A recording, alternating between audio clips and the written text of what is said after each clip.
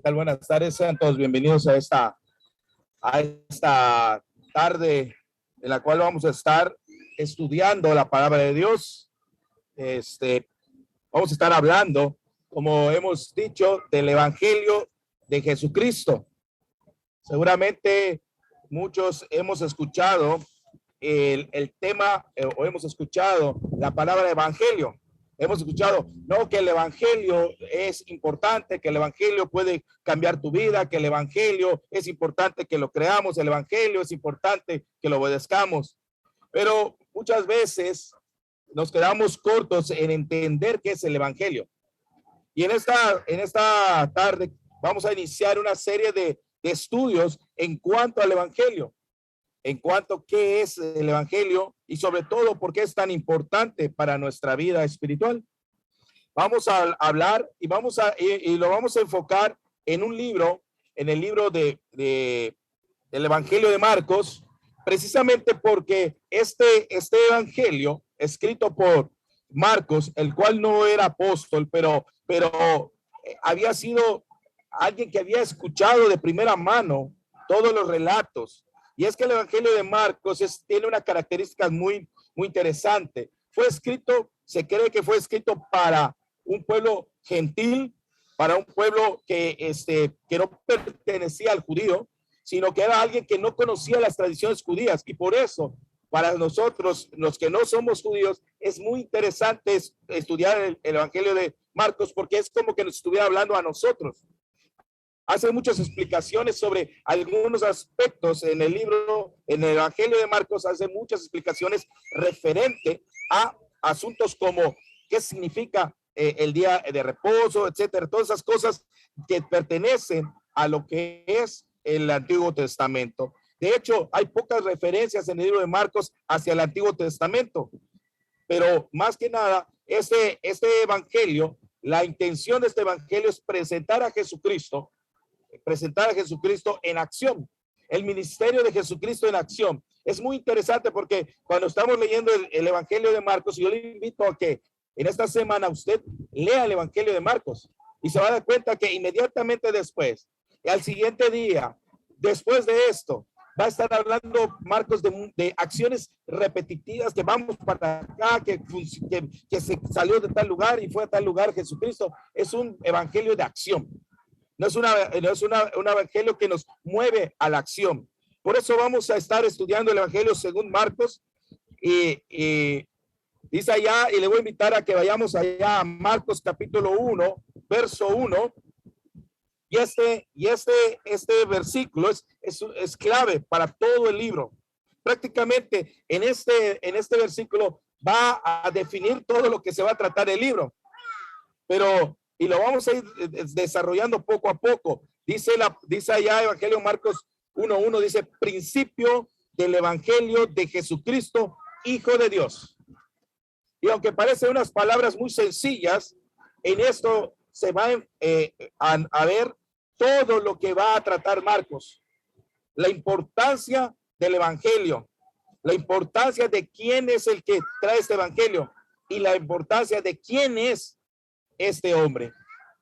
Así que vamos a ir analizando primeramente. Dice la palabra de Dios, principio del Evangelio de Jesucristo, Hijo de Dios. Y la palabra principio está escrita del griego arché. Esa palabra arché significa comienzo, principio, origen, fuente, fundamento, cimiento, punto de partida o primera causa. Así se puede utilizar esta palabra arché. Cuando nosotros vemos esta palabra, se utiliza en otros libros, como también en la primera carta a Juan, arché. Pero en este caso, ¿a qué se refiere? Se refiere a que es el comienzo del evangelio. En cierto sentido, podríamos decir que es aquí donde Marcos va a comenzar a hablar de del primer trabajo que va a desarrollar en el ministerio de Jesucristo en esta tierra. Pero también podemos ver que es el fundamento. El evangelio nos va a hablar de cuál es el fundamento del evangelio, cuál es el cimiento de este evangelio. Cuando nosotros vamos a la primera carta de de Pedro, capítulo 1, verso 18 al 20, ya Pedro, este apóstol, que ya entrado sus años, ya al final de su vida, él escribe dos cartas. En la primera carta, el apóstol Pedro va a hacer algunas referencias en cuanto a todo lo que es el cristianismo. Dice, sabiendo que fuisteis rescatados, que fuisteis rescatado. Y es una palabra hermosa esta, ser rescatado. Esta palabra quiere decir que fuimos salvados, que fuimos arrebatados de un peligro, fuimos sacados de una manera de vida. Dice, fueron sacados, fueron rescatados, fueron salvados. ¿De qué? De vuestra vana manera de vivir. Una vana manera de vivir. Una vida sin sentido. Fuimos salvados de una vida sin sentido. Una vida que no tenía valor. Una vida la cual no daba beneficio. El apóstol Pedro está diciendo, sabiendo, ¿saben? Y se está dirigiendo a los cristianos, a los que habían creído en Jesucristo, sabiendo que fuiste salvado de esta manera vana de vivir, una que no da ganancia. Esta manera vana de vivir la recibiste de vuestros padres, no con cosas, como fuimos rescatados, no por cosas corruptibles como el oro y la plata. No con eso fuimos rescatados, no hubo un precio de rescate material como el oro o la plata, sino que fuimos rescatados con la sangre preciosa de Cristo. La sangre preciosa de Cristo. Y ahí está remarcado en rojo para que usted se dé cuenta la importancia del valor con el que fue usted salvado, el cristiano con que es rescatado, con que es comprado, con la sangre preciosa de Cristo. Y cuando hablamos de sangre, de la sangre de Cristo, estamos hablando de la muerte, del sufrimiento, de la crucifixión de Jesucristo. Tuvo que haber alguien que fuera a la cruz para comprarnos, para rescatarnos, para salvarnos. Esa muerte en la cruz es más valiosa que todo el oro, más valiosa que toda la plata, más valiosa que cualquier cosa en este mundo, porque es la sangre preciosa de Cristo, como un cordero sin mancha y sin contaminación.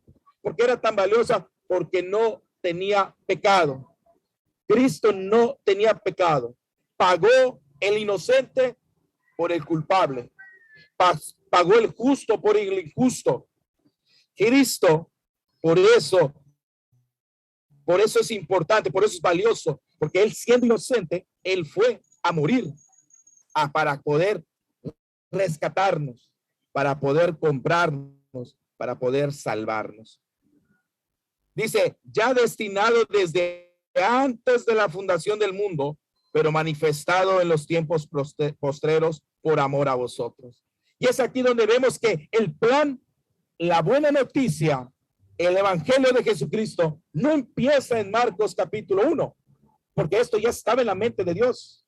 La manera de poder rescatar a la humanidad ya estaba en el plan de Dios.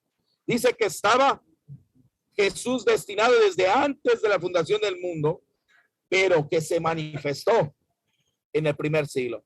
¿Pero por qué? ¿Por qué?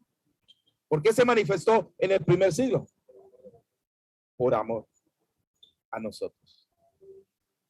Por eso es importante que cuando analizamos el principio del evangelio de Jesucristo, el inicio que vamos a ver es en esta tierra, cómo comienza a traer esa buena noticia. Pero el evangelio no nace en la idea de Jesús en este mundo, sino que ya nace desde el Padre, desde antes de la fundación del mundo. Y desde antes, él ya nos había amado. O sea, eso nos debe nosotros causar en nuestra mente que entonces yo viviendo una vana manera, una vida sin sentido, sin valor, una vida que heredé de mis padres, el Señor hizo lo necesario para rescatarme, para salvarme. de esa manera. Por eso es importante que cuando nosotros entendamos que cuando habla de arché, está hablando del fundamento, del cimiento, del punto de partida donde vamos a nosotros a encontrar la buena noticia. Porque el del evangelio dice el evangelio, evangelión, del griego evangelión, significa una buena noticia. Una buena noticia, agradable noticia, una noticia buena para nosotros. Y es que muchas veces nosotros no podemos entender esta buena noticia si no entendemos la condición en que nos encontramos. Si no entendemos la situación en que vivimos. La palabra evangelión significa buena noticia. Esta palabra es de origen, viene también del origen latín evangelium, y esta a su vez proviene del griego evangelión. La misma está compuesta por dos vocablos, que significa bien, y ángelos, que significa mensajero. Por lo tanto, significa buena nueva o un mensaje feliz. ¿Sabe que este es el fundamento? Dice, el fundamento de un mensaje feliz. ¿Sabe que cuando nosotros abramos el libro de Marcos debemos sentir que tenemos en nuestras manos un mensaje de felicidad? Una buena noticia.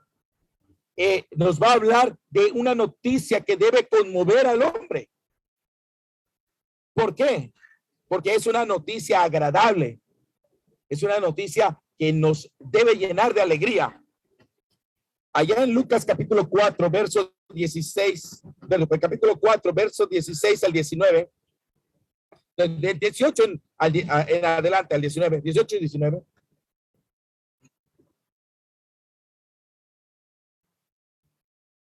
Dice la palabra de Dios, el Espíritu del Señor está sobre mí, por cuanto me ha ungido para dar buenas nuevas a los pobres. Me ha enviado a sanar a quebrantados de corazón, a pregonar la libertad a los cautivos y vista a los ciegos, y a poner en libertad a los oprimidos, a predicar el año agradable del Señor. El Señor Jesucristo había llegado a la sinagoga y le tocó hablar, leer el libro de Isaías. Y dice que cuando abrió el libro de Isaías buscó este texto y dice que el Espíritu del Señor está sobre mí, por cuanto me ha ungido. Y ojo, no olviden esta palabra ungido. Por cuanto me ha ungido. ¿Para qué? Para dar buenas nuevas, para traer el evangelio, para traer un mensaje de felicidad. ¿A quién? ¿A quién? ¿Para quién es ese mensaje? Dice, a los pobres. ¿Me ha enviado a qué? A sanar a los quebrantados de corazón. A pregonar, a predicar, a alzar la voz y gritar libertad para los cautivos, vista para los ciegos, y poner en libertad a los oprimidos, y a predicar el año agradable del Señor. Es el tiempo agradable. La predicación que traía el Señor era una predicación agradable, una buena noticia. ¿Para qué? ¿Para qué vino? Para dar buenas nuevas a los pobres, para sanarlos de sus quebrantos. ¿Sabe que este mundo está con los corazones quebrantados? Hay muchas familias que están sufriendo, están pasando problemas, están pasando circunstancias. Y muchas veces ya no sabemos qué hacer. Y a veces decimos, el evangelio es la respuesta. No, es que ya no hay oportunidad, esta persona no va a cambiar, sigue así, mira, estoy mal, la verdad no lo creo. Pero el evangelio puede cambiar a las personas. A pregonar libertad a los cautivos, quienes no se encuentran en cautiverio, en el pecado, en la drogadicción, en el alcoholismo, en el adulterio. Todo están cautivos sus mentes en estas cosas, en la pornografía. El evangelio puede libertarte de eso. Dar vista a los ciegos para que puedas ver. Porque muchos andamos ciegos en este mundo. Y poner en libertad a los oprimidos. Predicar el año agradable. Por eso es una buena noticia, porque es agradable. Pero ¿de quién viene? ¿De quién es esta noticia? ¿Quién la trae? La trae Jesucristo. Jesucristo, que la palabra Jesucristo está compuesta por dos palabras. Yeshua, que significa salvado de Jehová, o Jehová salva, o Jehová es salvación. Jesús es el Salvador. Allá en Mateo 1:21, cuando el ángel anuncia a María que iba a venir el Señor Jesús a esta tierra, cuando el Señor Jesús llegó a esta tierra y a María gracias.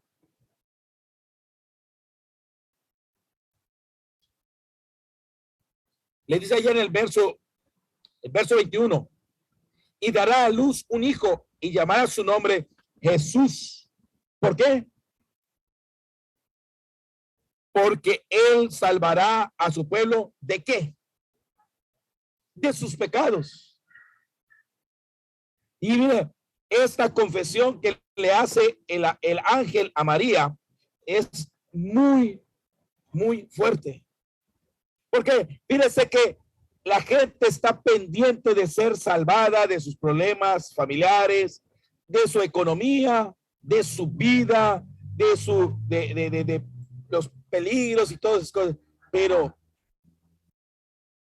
¿qué tal de sus pecados? ¿Qué tal de la mentira? ¿Qué tal de todas esas cosas que tenemos en el corazón, el odio, la blasfemia? ¿Qué tal de esas cosas? Esas cosas pasan después. Jesús, él salvará a su pueblo de sus pecados. Para eso vino el Señor, para salvar, para rescatar de nuestra vana manera de vivir, de una vida que no tiene sentido, que no tiene valor, que aunque parezca que tengamos mucho dinero o que parezca que tengamos mucho éxito en este mundo, al final no hay valor en él. ¿De qué le servirá al hombre ganar todo el mundo si pierde su alma? Por eso el Señor Jesús es el Salvador, es el que viene a rescatar. O sea que esta buena noticia, este mensaje feliz es de un Salvador, de uno que rescata, que cambia la vida vana a una vida con valor, a una vida que vale la pena vivir. Mire, este mensaje es importante,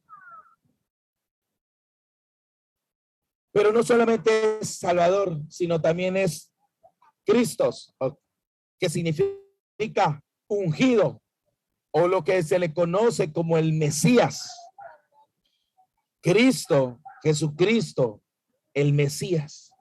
El Mesías anunciado, el rey que iba a venir, que iba a gobernar, que iba a traer paz a la nación de Israel. Ese Mesías prometido para traer una nueva ley. Un Mesías que venía, dice allá, el ungido. En la Septuaginta la palabra Mesías, Meshiach, es un término aplicado a los sacerdotes que eran ungidos con el aceite santo, particularmente el sumo sacerdote. Por ejemplo, en Levíticos, ahí está, Levíticos 4:3, Levíticos 4:5 y Levíticos 4:16. Los profetas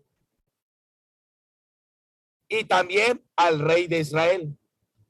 Fue descrito en acciones como Cristos, el ungido del Señor. Cristos, tu curios, perdón. El ungido del Señor.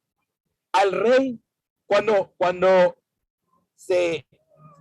Samuel va a casa de Isaí y encuentra a los hermanos de Isaí y a los hijos de Isaí y ve a los hermanos de David, comienza, mira, el Señor escogió a uno de estos que puede ser un buen rey. Pero el Señor le dice, no, no son ninguno de estos, es aquel. Y ya llaman a David y lo unge como rey. Como rey. Como el Señor, el gobernante de Israel, el rey. Y el pueblo había pedido rey. Y les dijo el Señor, cuando le dijo que si ustedes piden rey, el rey va a tomar de ustedes economía, sus hijas, sus tierras. No importa, queremos rey, porque queremos obedecer a un rey como las otras naciones. Pero Jesús no es un rey como el de la tierra.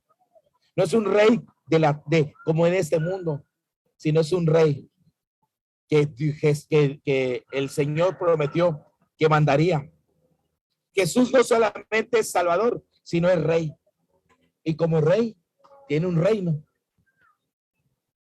Y como rey, conquista.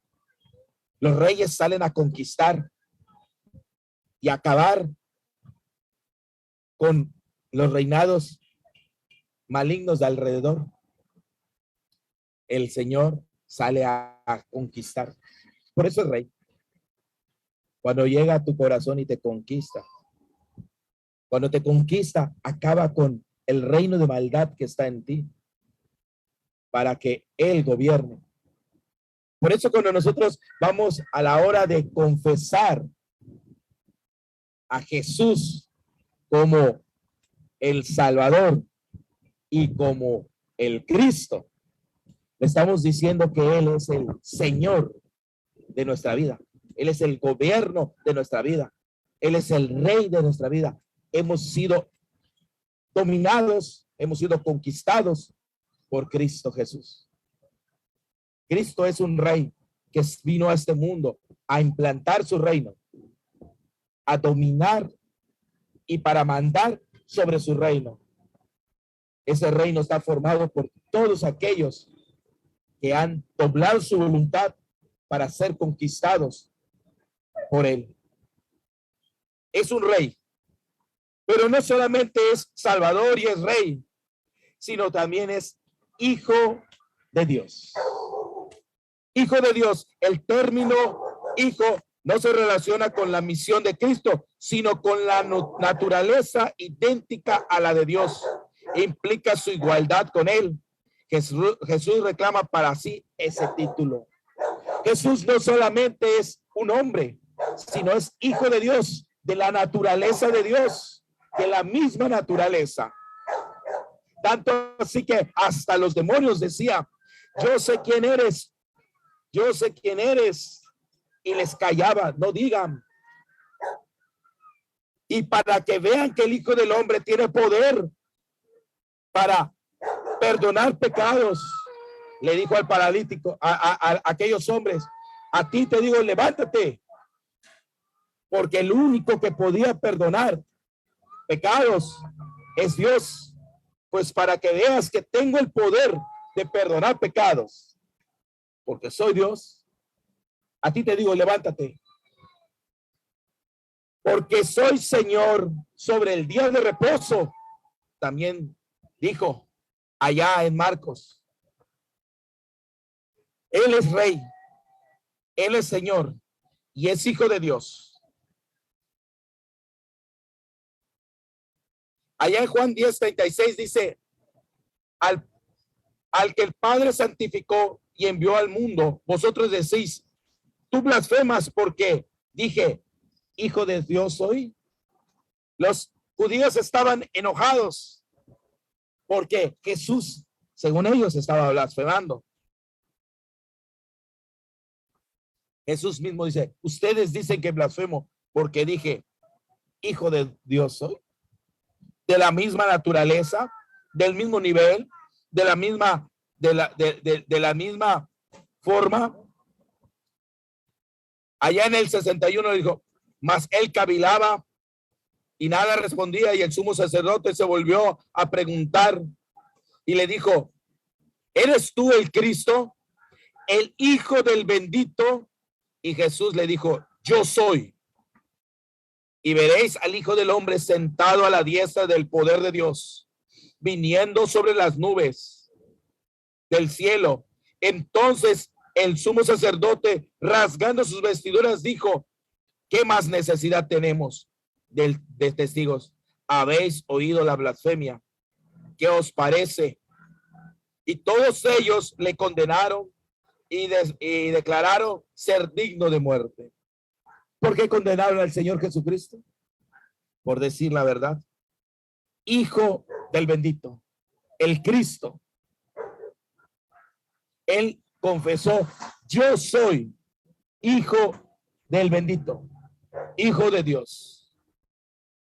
Así que nosotros debemos pensar muy bien de quién viene esta noticia. Allá en Juan dice, y yo soy y yo y el Padre somos uno. Entonces los judíos volvieron a tomar piedras para apedrearle. Jesús le respondió, muchas buenas obras he mostrado de mi Padre, ¿por cuál de ellas me apedreáis? Y le respondieron los judíos diciendo, por buena obra no te apedreamos, sino por la blasfemia que tú, siendo hombre, te haces Dios. Los judíos entendieron lo que estaba diciendo Jesús. Yo soy Dios. Al decir soy hijo de Dios, se está haciendo igual a Dios. Se está diciendo yo soy Dios. Así que él mismo confesó. Jesús confesó quién era. Él es hijo de Dios. Él es Dios. Claro, muchas veces nuestra mente no logra entender si es hijo, es menor, si es padre, es mayor, porque nosotros lo traemos a nuestra cosmovisión humana. Pero es interesante saber que Él es Dios. Él es hijo de Dios.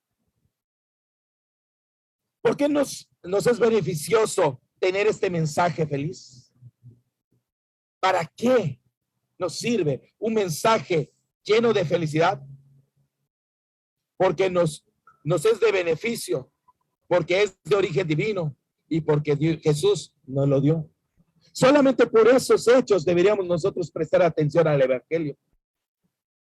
Solo probablemente esta buena noticia, este buen mensaje debería ser tan importante para la humanidad, debería abrir los oídos ante esta noticia, porque no viene de cualquiera, viene del Salvador, viene del Rey, viene del Hijo de Dios. Es un mensaje divino, es un mensaje que viene de Dios para el hombre, es un mensaje que trae al hombre salvación para salir de nuestra vida sin sentido y sin valor, para rescatarnos de esta forma de vida, para poder ser de la familia de Dios, para regresarnos a nuestra naturaleza correcta y dejar esta naturaleza caída.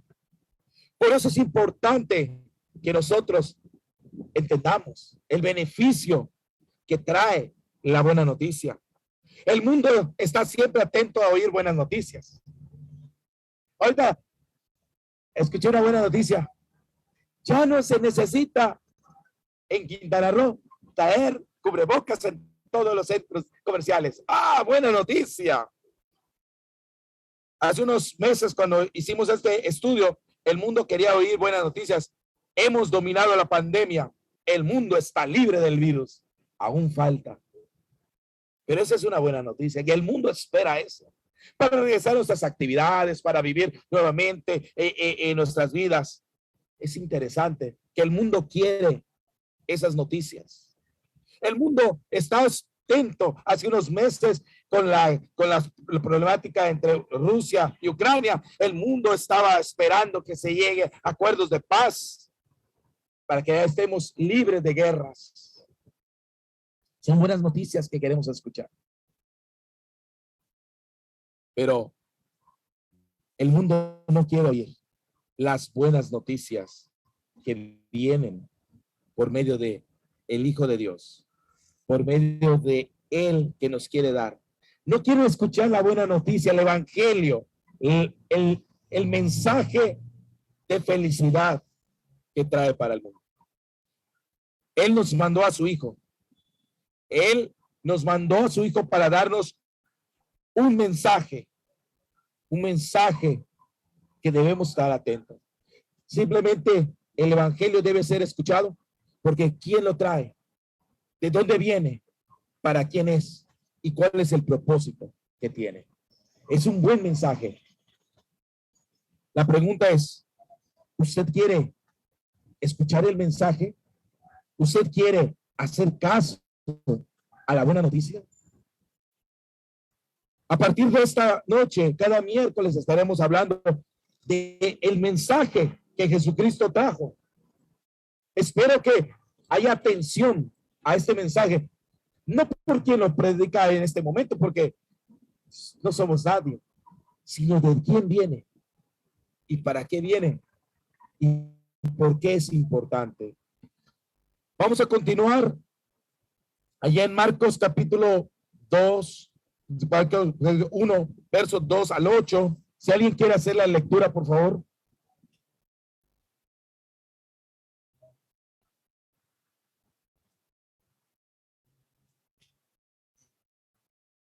Marcos capítulo 1, versos 2 al 8.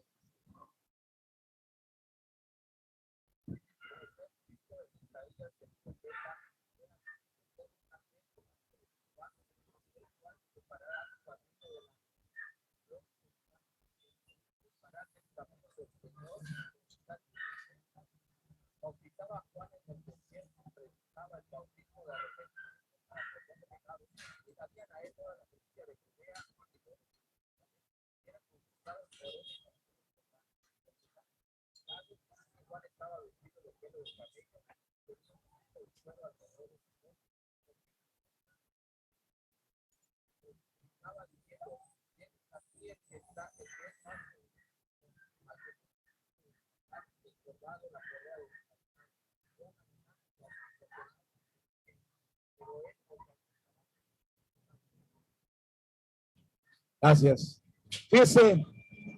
Fijémonos que inmediatamente después de presentarnos Marcos, ¿de qué se trata? El principio del evangelio de Jesucristo, Hijo de Dios. Inmediatamente nos dice, como está escrito. O sea, fundamenta el hecho del evangelio. Como está escrito en Isaías el profeta. He aquí, yo envío mi mensajero delante de tu faz. Marcos nos va a hablar del mensajero de Juan el Bautista, el cual fue a preparar el camino delante para que llegara el Señor Jesucristo. Era la comitiva de llegada. Todo rey que llegaba a cualquier ciudad tenía que pasar primeramente una comitiva para ir preparando el camino, anunciando, ahí viene el rey, y preparaban el camino. ¿Cuál es esa comitiva que va delante? Porque viene el rey. Como él dice, el que viene tras de mí es mucho más poderoso que yo, al cual no soy digno de desatarle en la correa de sus pies encorvado. Dice, lo primero que está presentando Marco es la grandeza de Jesucristo, la preparación del camino de Jesucristo a través de Juan el Bautista. Juan el Bautista no era el Mesías. Le preguntaron en alguna ocasión, ¿tú eres el Mesías? No, yo no soy el Mesías, pero tras de mí viene alguien más grande que yo. Aquí Marcos nos está presentando la importancia de este mensaje.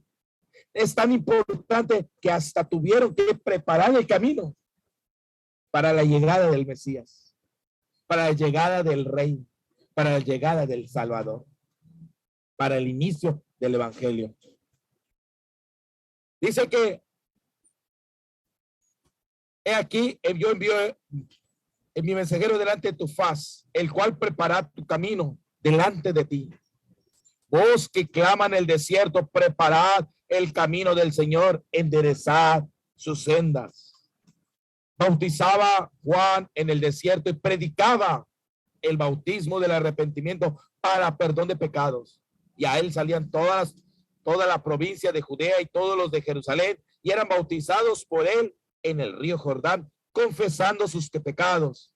Y Juan estaba vestido de pelo de camello y tenía cinto de cuero alrededor de sus lomos y comía langosta y miel silvestre y predicaba diciendo: viene tras de mí el que es más poderoso que yo, a quien yo no soy digno de desatar encorvado la correa de su calzado.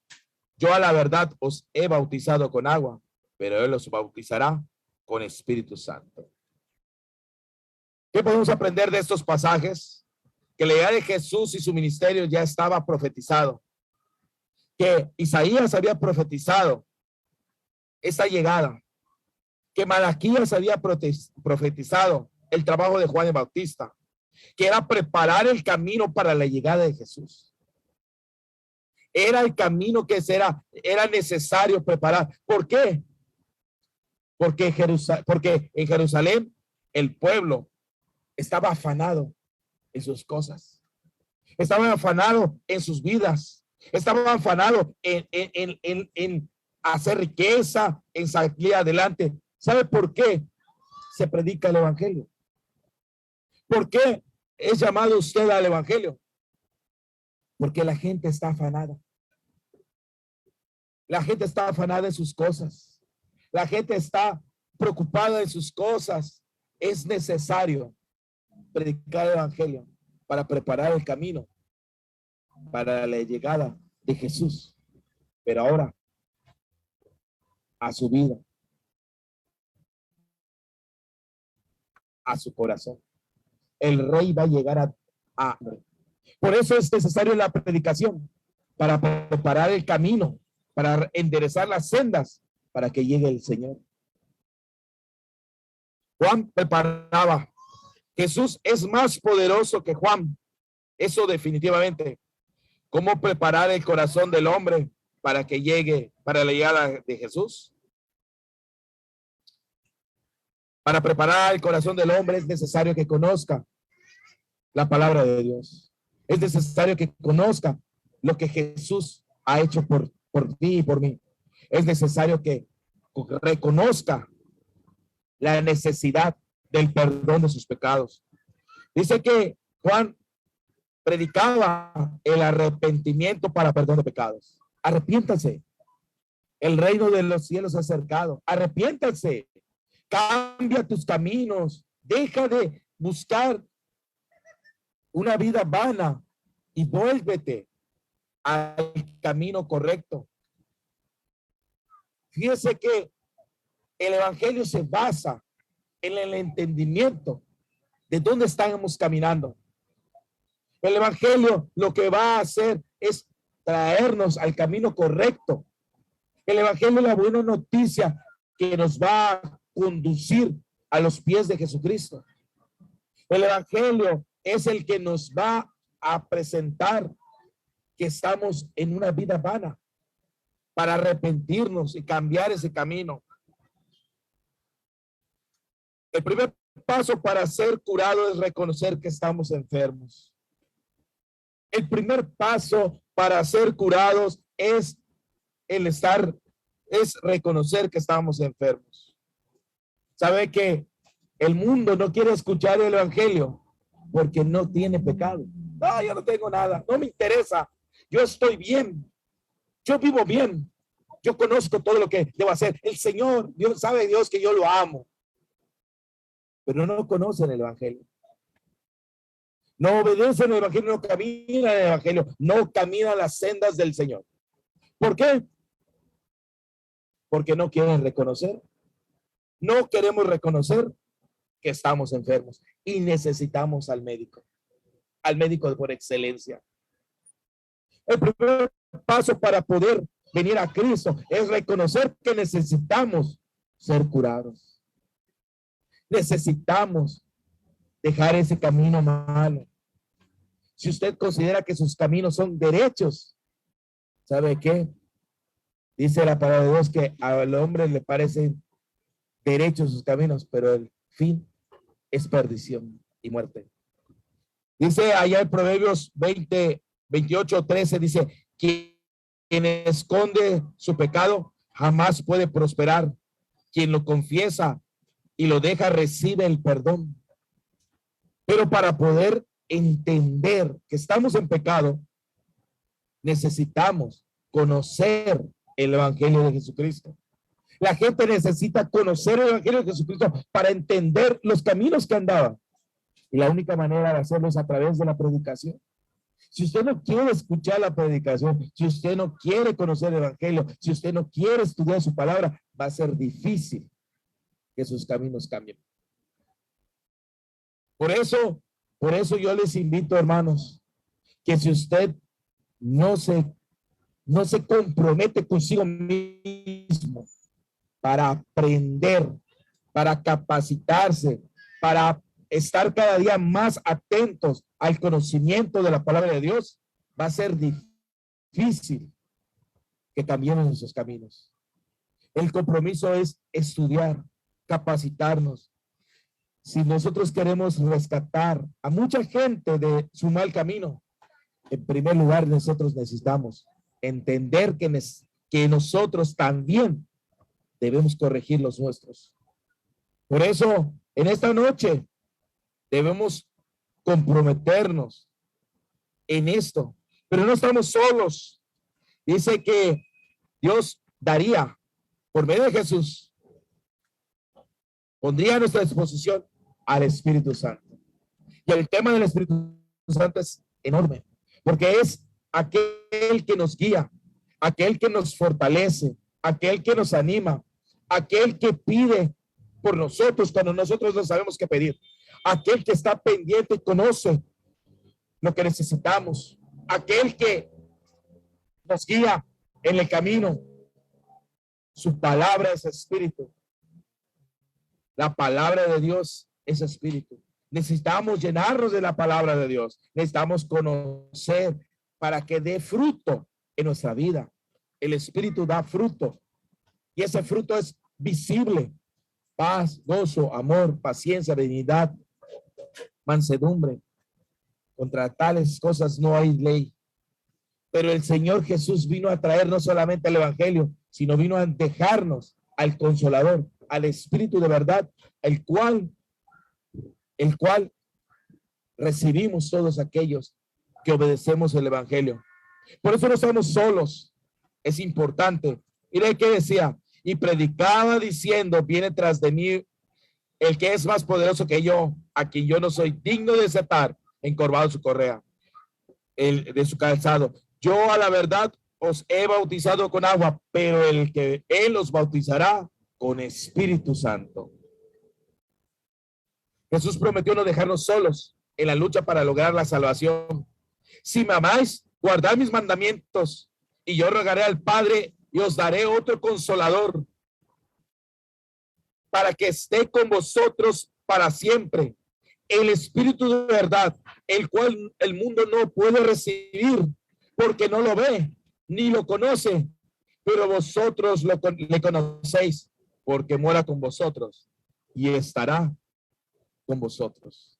El Espíritu Santo, el Consolador, es la promesa que le da a los apóstoles el Señor Jesucristo.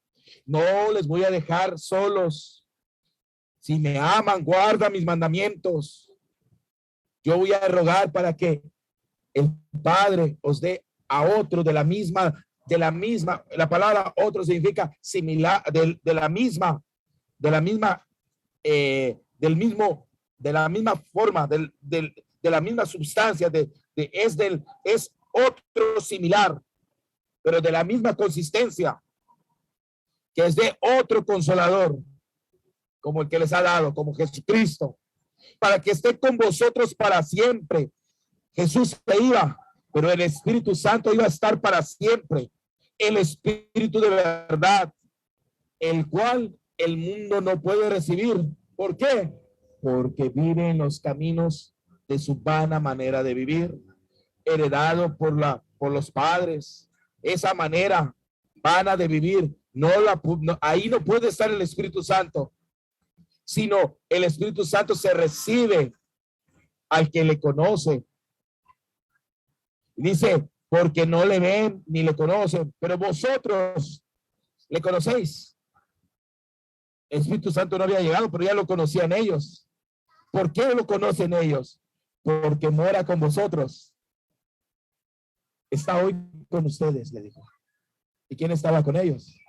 Jesucristo estaba con ellos. El Espíritu Santo está con ustedes. Hoy está con ustedes. Pero el día de mañana ya no va a estar con ustedes. Estará en ustedes, en vosotros. Por eso dice que cuando nosotros nos arrepentimos y venimos a las aguas del bautismo, recibimos el perdón de nuestros pecados, el Señor nos da el don, el regalo del Espíritu Santo.